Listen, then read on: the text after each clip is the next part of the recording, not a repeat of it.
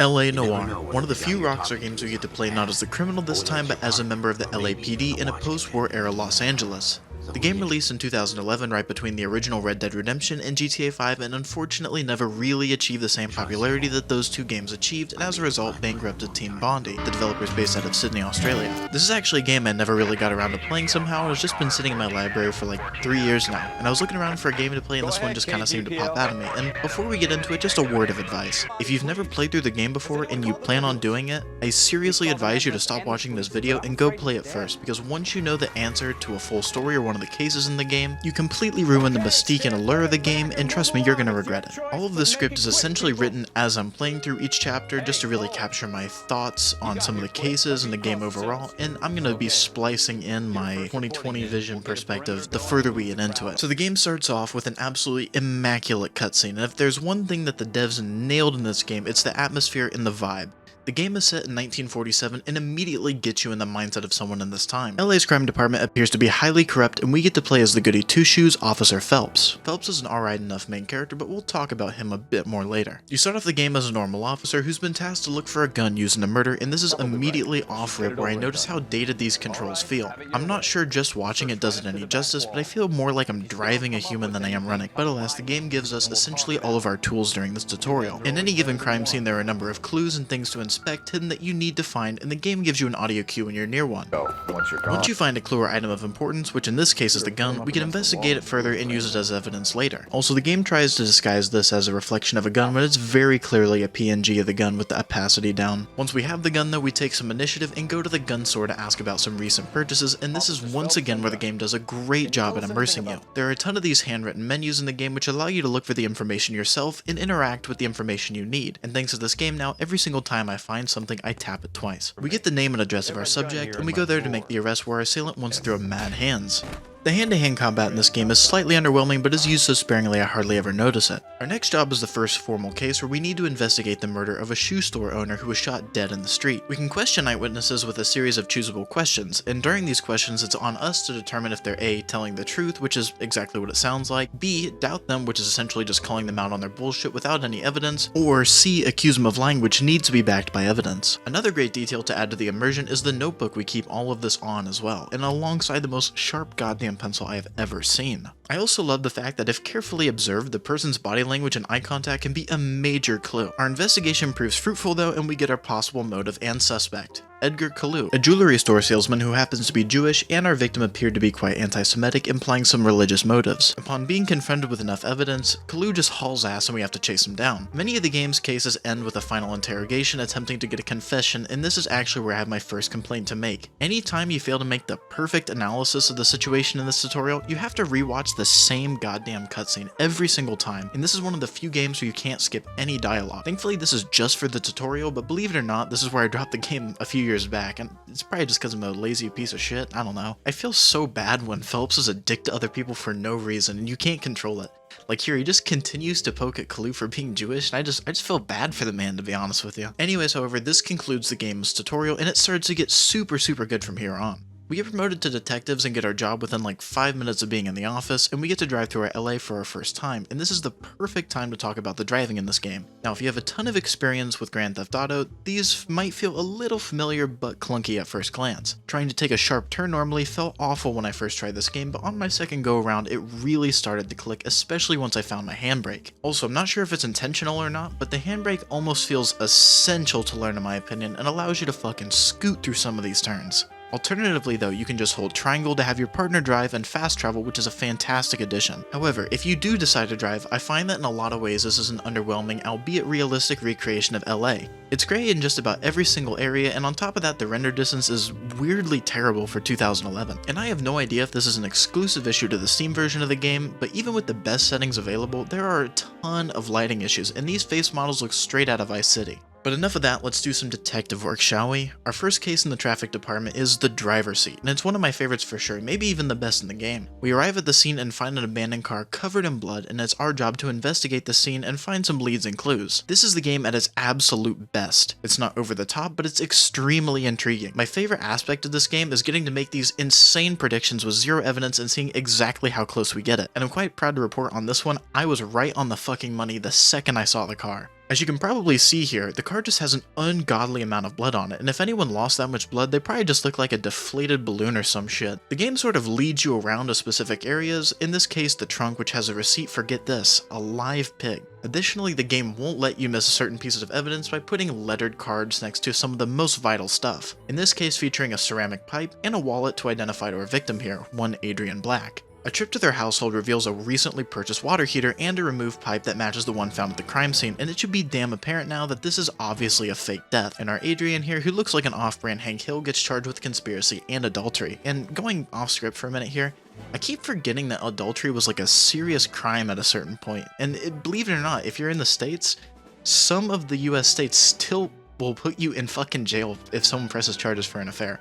I've never even heard of someone doing this, but apparently it can still happen. We get these flashbacks between a lot of the cases, showcasing Phelps' time in the war. Being a man in leadership positions, he had a lot of stress to deal with, and Phelps is praised as a war hero, even earning a Silver Heart. But you'll notice through the game that Phelps has a shit ton of guilt surrounding the war. Another thing that really stuck out to me when I was playing through this part of the game is how it never really shies away from talking about some pretty dark shit, as demonstrated in our final case for this desk. Each desk you have consists of, I believe, an average of 5 cases, with the finale being an action-packed climax. Our next case revolves around a crashed car that was tampered with in an attempted murder. Our victims are June Ballard and Jessica Hamilton, June being an extremely accomplished actress and Jessica an aspiring new blood in Hollywood. The aforementioned dark stuff comes into play when we find a pair of torn underwear belonging to Jessica, who, might I remind you, was 15 at the time. Our prime suspect is Mark Bishop, a movie producer who's a degenerate in almost every single possible way. Now, in my eyes, this is where the game completely pisses on the immersion it works so hard to build in the first place, as we go from a very careful, cautioned, and questioning gameplay style, springing into just an insane shootout on a collapsing movie set that we have to fucking fight our way through. It's a bit of a change of pace, and it sort of throws me off a lot. This sort of marks a deviation in the game's tone from a very grounded game of cat and mouse to a game where our character is just a god in every possible sense. He's faster than everyone, he can take like 7 bullets before he dies, he'll solve a murder case in less than an hour. You get the point, he's no longer just a grounded normal guy. But afterwards we get a very important character introduction, Roy Earl. The biggest piece of shit in the game takes us to the Blue Room, a nightclub frequented by cops, and he introduces us to the singer of the club, Elsa Lichtman, a German girl who gets the absolute shit slapped out of her by Roy and injected with morphine to do her show. Her relevance comes into play way later though. Our next desk is one that I'm admittedly 50-50 on. We make our way to the Homicide desk, which sounds like it'd likely be the one that we'd strive to achieve the most through the whole game, but nope, we get it here. The game settles down a bit and gets a little bit back to its mystery sense. We get our new partner Rusty, the chain-smoking drinker who's always trying to persuade you into either accusing the husband of whoever dies or just finding a way to get a drink. I actually noticed this after my playthrough, but we see Rusty in the game's opening mission right here actually. This desk is also where we start getting into more of the overall larger plot lines that take multiple cases to solve. This time we have a killer who murders and strips his victims, and obviously I can't really show a whole lot of the crime scenes for this section of the game, but just use your imagination here. Our string of murders lead to confessions and charges pressed, however the murders keep happening, leading Cole to believe that there's a serial killer out there, and Rusty just thinks Cole's a dumbass. Cole starts frequenting the bar, and the game doesn't really tell you why or anything, but with a little foresight it's to watch Elsa perform some of the jazz, and I guess this is as good a time as any to talk about the game's soundtrack. Now, I'm not usually one for jazz, my taste typically leans towards metal, but this is some serious good shit, and without it the game wouldn't even be half as immersive as it is.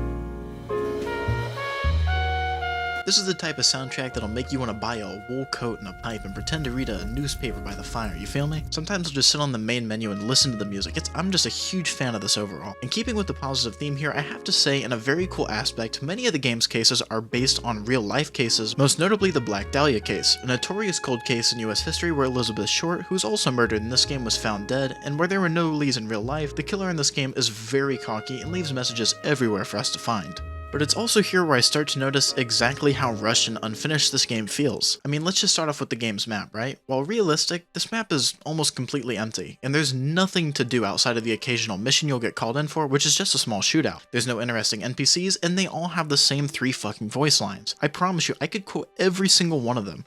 I think I want to upgrade to a 45.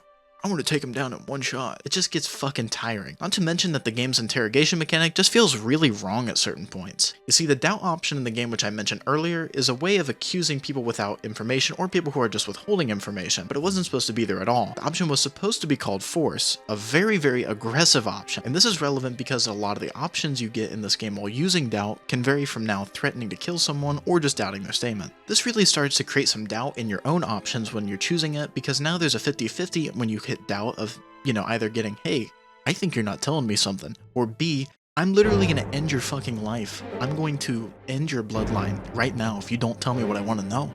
You could just explain this as me being shit at the game, and maybe you're right, but I don't think you can with a straight face defend a mechanic that's so unbelievably inconsistent.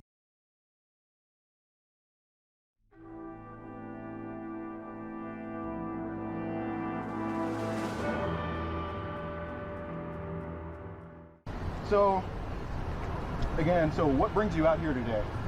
Well, I was, coming out here to... Glasses off. Okay. Go ahead. Well, I was actually coming out here to pick up a cupcake and then go back home. There was, nothing that was going to be sexual involved, because I'm not like that, well, obviously the text messages and stuff like that, you know what I mean?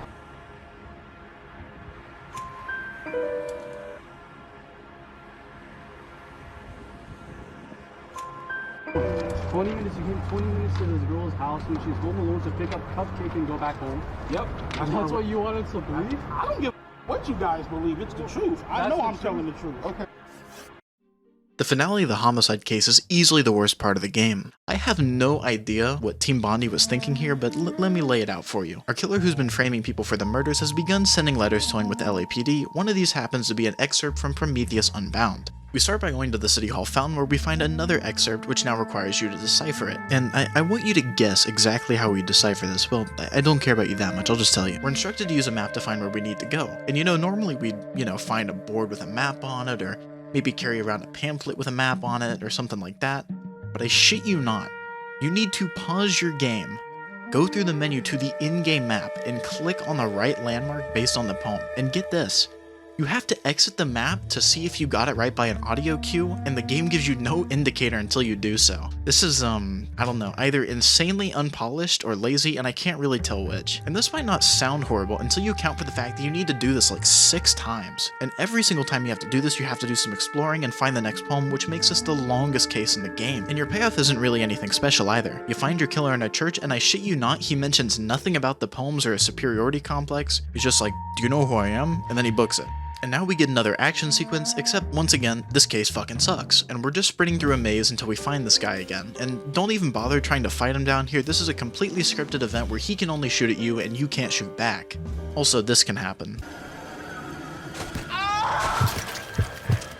But you know what, there is some slight redemption for the case here as we get some major plot development. It turns out our suspect was the half-brother of a politician, and we get our first direct exposure to corruption, as we've been instructed not to say a word about the true killer, and the current people on trial for the killings would have certain pieces of evidence planted or removed to ensure that they're innocent. This is a critical moment in the game's story, as Phelps has now become a willing participant in the corruption, as no longer the goody two-shoes he was at the beginning. Our work here though has netted us a promotion, as we now get to work at the Vice Desk, dealing with crimes related to drugs and prostitution. We get a new partner in the ever-arrogant Roy Earl, who acts and dresses like a fucking loser, but he does have the coolest car in the game. So more flashbacks set up the character Jack Kelso, who's not much of a fan of Cole and sort of resents him for having, quote, Custer syndrome, and not really earning the silver heart that he has. Our cases at the Vice Desk typically revolve around us uncovering big drug rings, specifically morphine and marijuana. Also, I have no idea if anyone can relate to this at all, but I find the idea of morphine fucking horrifying.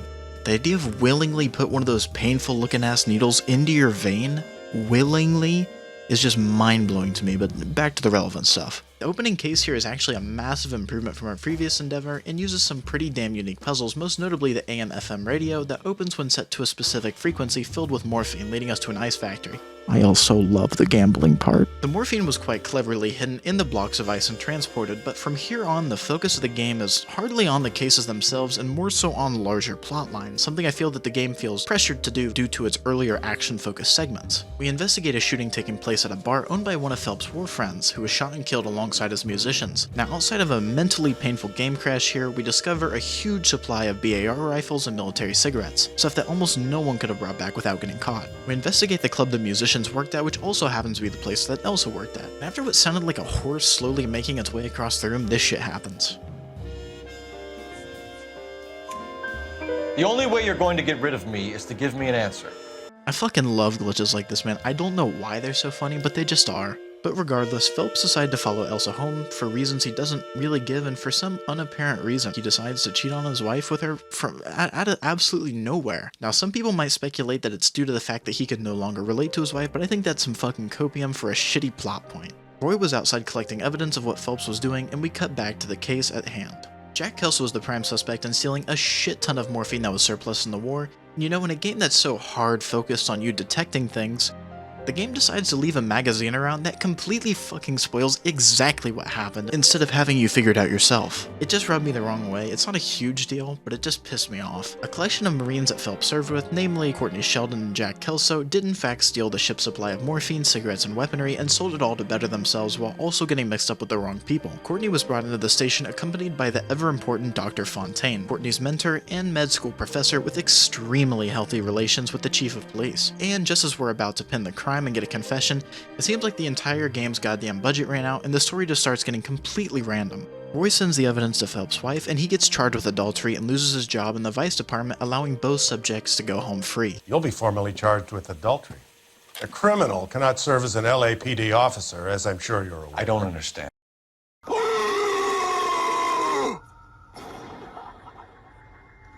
Oh no! This feels absolutely out of fucking nowhere. I mean, why not go into more detail about Phelps' relationship with his wife first? I mean, this is the first time we ever get to see her, goddammit.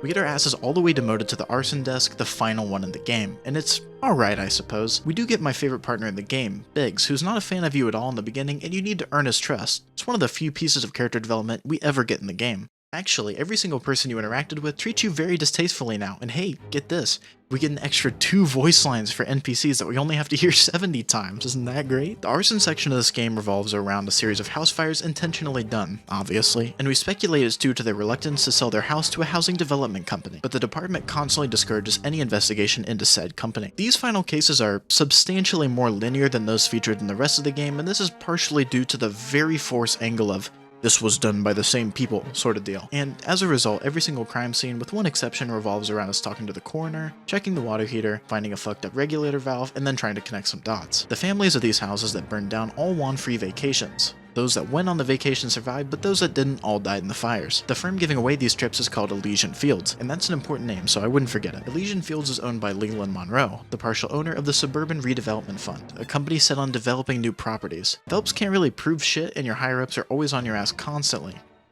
Our final string of flashbacks detail exactly what happened to Phelps in the war. Phelps led his men to an enemy camp stationed in a cave and ordered his people to burn it out, but unbeknownst to him, the cave was actually a hospital filled with many innocents that all died with their blood on his hands. Phelps and his troops decided to never speak about the war crime they just committed again, and this is more or less why everyone hates Phelps. Phelps more or less admits defeat on his current case and asks Elsa to hire a PI to assist in uncovering our final mystery. The PI in question is our very own Jack Kelso, and 20 hours into the game we get our character switch for a little bit as we begin investigating the case. Kelso goes where Phelps can't and discovers that some of the houses built by the Suburban Redevelopment Fund were made of some of the shittiest materials known to man, and as a result gets some thugs sent after him and he gets kidnapped. Now thanks to the game's wonderful design, my hand slipped and grazed the button, which auto-skipped the cutscene, so thanks for that. But regardless, Kelso breaks out of the trunk and hauls ass to Elsa's house, and we get this scene. Army 45, Cole.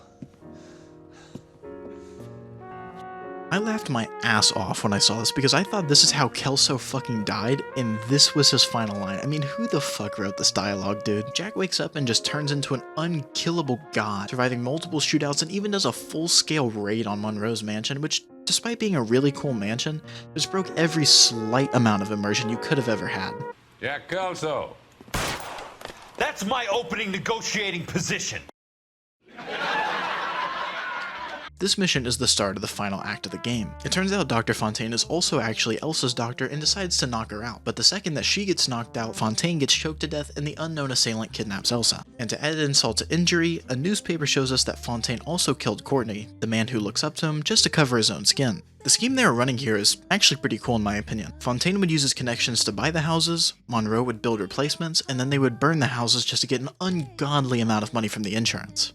But to track down Elsa, we find a lighter with the initials IH on them, which Phelps randomly fully interprets as the initials of his former comrade and has zero doubts that he's responsible for whatever reason. Kelso goes to his house and finds sewer plans and once again immediately assumes that his friend kidnapped Elsa and is now hiding in the sewers. And the story just keeps going to shit here. This is as rushed and horribly paced as it gets. The finale is once again a giant action sequence, and this one's actually alright enough, just being a giant running gun sequence where we're constantly fed ammo. But once we get to the final section, the game just collapses. Kelso and Phelps find Elsa alongside their friend, who clearly has some severe mental damages, which the game implies is from severe PTSD. And the dude just kind of accepts his death from Kelso, and we forget about him immediately. Phelps boosts up Elsa, and then later Kelso, and then a giant rush of water comes. And Phelps doesn't jump, he doesn't say anything, he's just standing there, and then he's just not standing there anymore. A character that we have been building up for 25 hours. 25! And they just give him the least ceremonious death I have ever fucking seen. And our final cutscene is just a funeral, and that's how the game ends. I don't think I've ever seen a game do this before.